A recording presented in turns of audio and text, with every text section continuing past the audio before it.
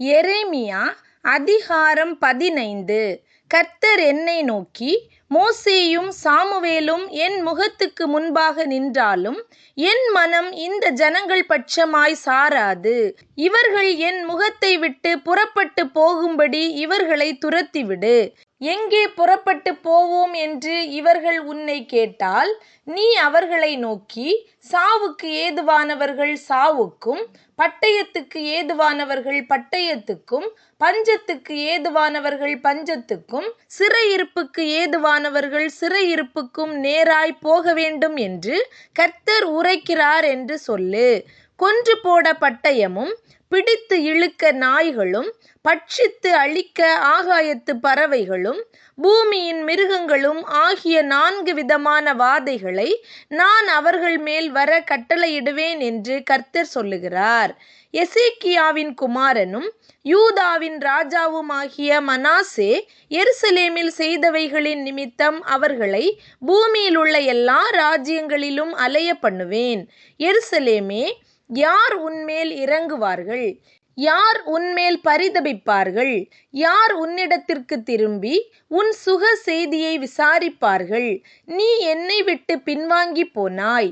ஆகையால் என் கையை உனக்கு விரோதமாய் நீட்டி உன்னை அழிப்பேன்.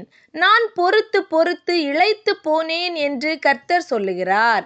தேசத்தின் வாசல்களில் அவர்களை தூற்றுக்கூடையால் தூற்றி போடுவேன்.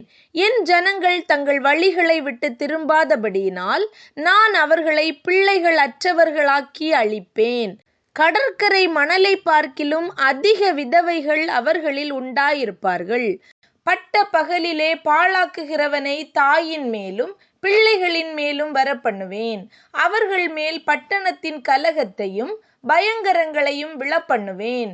7 பிள்ளைகளை பெற்றவள் களைத்து போகிறாள். அவள் தன் பிராணனை விட்டுவிட்டாள். இன்னும் பகலாயிருக்கையில் அவளுடைய சூரியன் அஸ்தமித்தது. வெட்கமும் லெட்சையும் அடைந்தாள். அவர்களில் மீதியாகிறவர்களையோ அவர்களுடைய சத்துருக்களுக்கு முன்பாக பட்டயத்துக்கு ஒப்பு கொடுப்பேன் என்று கர்த்தர் சொல்லுகிறார். என் தாயே, தேசத்துக்கெல்லாம் வழக்குக்கும் வாதுக்கும் உள்ளானவனாயிருக்கும்படி என்னை நீ பெற்றாயே. ஐயோ, நான் அவர்களுக்கு வட்டிக்கு கொடுத்ததுமில்லை, அவர்கள் எனக்கு வட்டிக்கு கொடுத்ததுமில்லை. ஆனாலும் எல்லாரும் என்னை சபிக்கிறார்கள். உன்னில் மீதியாயிருப்பவர்கள் நன்மை அடைவார்கள். தீங்கின் காலத்திலும் நெருக்கத்தின் காலத்திலும் உனக்காக நான் சத்துருவுக்கு எதிர்ப்பட்டு உனக்கு சகாயம் செய்வேன் என்று மெய்யாகவே சொல்லுகிறேன். வடக்கே இருந்து வரும் இரும்பையும் வெண்கலத்தையும் இரும்பு நொறுக்குமோ? உன்னுடைய எல்லா பாவங்களின் நிமித்தமும் உன்னுடைய எல்லா எல்லைகளிலும் நான் உன் ஆஸ்தியையும் உன் பொக்கிஷங்களையும் கிரயமில்லாமல் சூறையிடுவிப்பேன். நீ அறியாத தேசத்தில் உன் சத்துருக்கள் வசமாக நான் உன்னை தாண்டி போக பண்ணுவேன். உங்கள் மேல் எரிய போகிற அக்கினி என் கோபத்தினாலே மூண்டது என்று கர்த்தர் சொன்னார். கர்த்தாவே, நீர் அதை அறிவீர். தேவரீர் என்னை நினைத்து என்னை விசாரித்து என்னை துன்பப்படுத்துகிறவர்களுக்கு என் நிமித்தம் நீதியை சரிக்கட்டும். உம்முடைய நீடிய பொறுமையின் நிமித்தம் என்னை வாரிக்கொள்ளாதிரும். நான் உம்முடைய நிமித்தம் நிந்தையை சகிக்கிறேன் என்று அறியும். உம்முடைய வார்த்தைகள் கிடைத்தவுடனே அவைகளை உட்கொண்டேன். உம்முடைய வார்த்தைகள் எனக்கு சந்தோஷமும் என் இருதயத்துக்கு மகிழ்ச்சியுமாயிருந்தது. சேனைகளின் தேவனாகிய கர்த்தாவே, உம்முடைய நாமம் எனக்கு தரிக்கப்பட்டிருக்கிறது. நான் பரியாசக்காரருடைய கூட்டத்தில் உட்கார்ந்து களி கூர்ந்ததில்லை. உமது கரத்தி நிமித்தம் தனித்து உட்கார்ந்தேன். சலிப்பினால் என்னை நிரப்பினீர். என் நோவு நித்திய காலமாகவும் என் காயம் ஆறாத கொடிய புண்ணாகவும் இருப்பானேன்.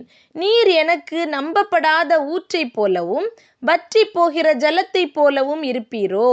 இது நிமித்தம் நீ திரும்பினால் நான் உன்னை திரும்ப சீர்படுத்துவேன். என் முகத்துக்கு முன்பாக நிலைத்துமிருப்பாய். நீ தீழ்ப்பானதினின்று விலையேற பெற்றதை பிரித்தெடுத்தால் என் வாய்போல் இருப்பாய். நீ அவர்களிடத்தில் திரும்பாமல் அவர்கள் உன்னிடத்தில் திரும்புவார்களாக என்று கர்த்தர் சொல்லுகிறார். உன்னை இந்த ஜனத்துக்கு எதிரே அரணான வெண்கல அலங்கமாக்குவேன். அவர்கள் உனக்கு விரோதமாக யுத்தம் பண்ணுவார்கள். ஆனாலும் உன்னை மேற்கொள்ள மாட்டார்கள். உன்னை இரட்சிப்பதற்காகவும் உன்னை தப்புவிப்பதற்காகவும் நான் உன்னுடனே இருக்கிறேன் என்று கர்த்தர் சொல்லுகிறார். நான் உன்னை பொல்லாதவர்களின் கைக்கு தப்புவித்து உன்னை பலவந்தரின் கைக்கு நீங்கலாக்கி விடுவிப்பேன் என்கிறார்.